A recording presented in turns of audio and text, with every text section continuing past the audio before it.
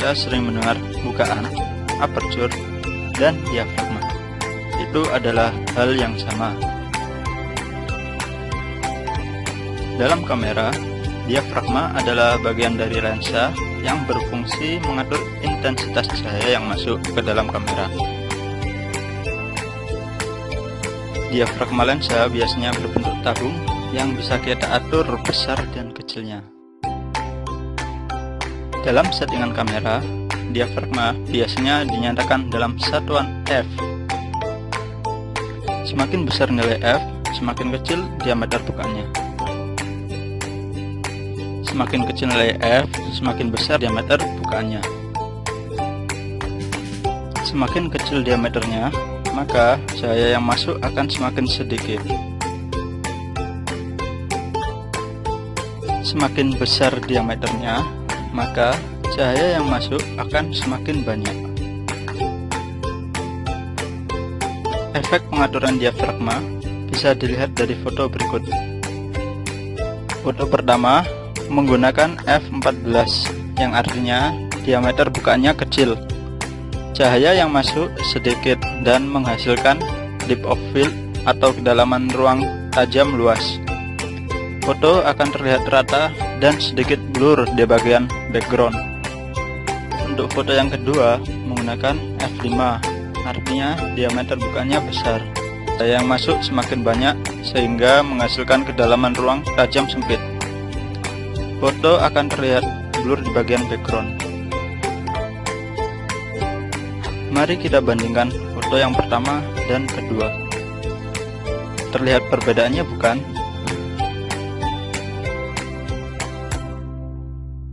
Ingat, bila kita menggunakan nilai f yang besar, maka diameternya semakin kecil. Efek yang didapat oleh foto adalah depth of field atau kedalaman ruang tajam yang luas. Dan sebaliknya, bila kita menggunakan nilai f yang kecil, maka diameternya akan semakin besar. Dan efek yang didapat di dalam foto adalah depth of field atau kedalaman ruang tajam yang sempit. Yang kedua adalah ISO. Apa itu ISO?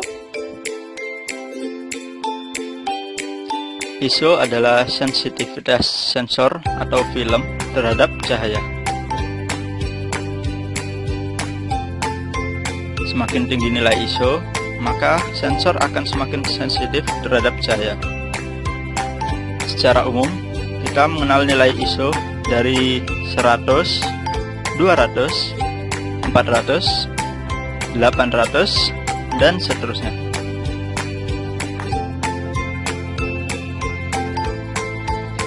Di era kamera digital seperti sekarang ini, nilai ISO bisa kita atur sesuai dengan yang kita inginkan, hanya dengan cara merubah menu settingan kamera kita.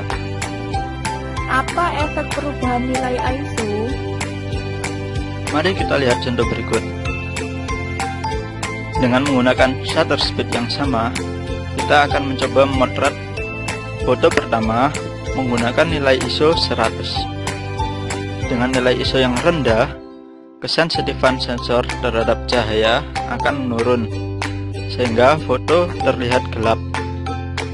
Lalu, kita akan mencoba menaikkan nilai ISO.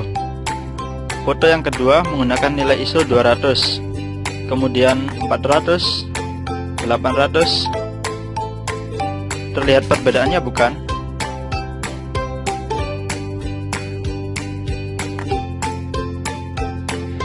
Yang ketiga, shutter speed.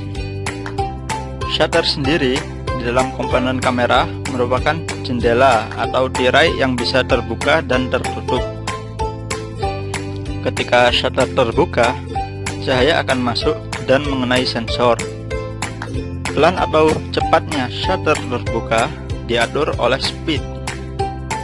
Jadi, shutter speed adalah rentan waktu jendela depan sensor atau film terbuka dan mengatur berapa lamanya sensor terkena cahaya.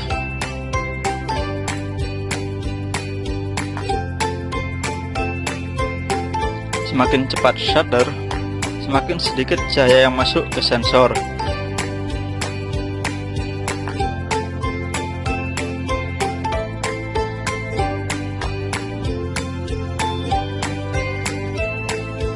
Sebaliknya, semakin lambat shutter, maka semakin banyak cahaya yang masuk ke dalam sensor. Dalam settingan kamera kita, shutter dinyatakan dalam satuan detik, mulai dari 1/2000 detik, 1/1000 detik, 1/500 detik, dan seterusnya. Coba kita lihat contoh berikut ini. Foto pertama menggunakan shutter speed yang lambat, yaitu 1/30 detik. Foto akan terlihat blur dan tangan seolah bergerak. Ini yang disebut dengan efek pergerakan atau motion. Foto yang kedua menggunakan shutter speed yang cepat, yaitu 1/4000 detik. Foto akan terlihat lebih fokus dan tangan seolah tidak bergerak. Ini yang disebut dengan pembukuan gerakan atau freeze. Ingat, dengan menggunakan shutter speed yang cepat, cahaya yang masuk ke dalam sensor sedikit. Efek yang didapat adalah pembukuan gerakan atau freeze.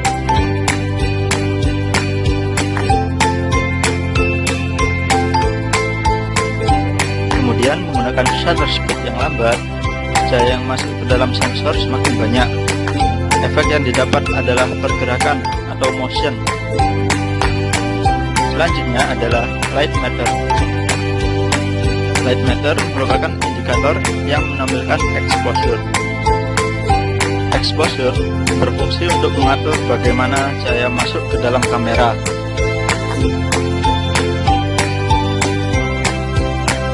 Di dalam display kamera kita terdapat beberapa angka indikator. Indikator ini memperlihatkan beberapa nilai dari shutter speed, diafragma, ISO, dan terdapat pula garis grafis yang disebut light matter. Mari kita fokus ke light matter. Kita akan mengambil gambar bunga sakura. Jika light matter semakin ke kiri, gambar akan terlihat cenderung gelap dan kurang cahaya. Ini yang dinamakan dengan underexposure. Jika light matter semakin ke arah kanan, gambar akan terlihat semakin terang dan banyak cahaya. Ini yang dinamakan dengan overexposure. Bagaimana jika light matter tepat berada di tengah-tengah? Terlihat gambar akan mendapat cahaya yang pas, tidak gelap ataupun tidak terlalu terang. Ini yang dinamakan dengan correct exposure.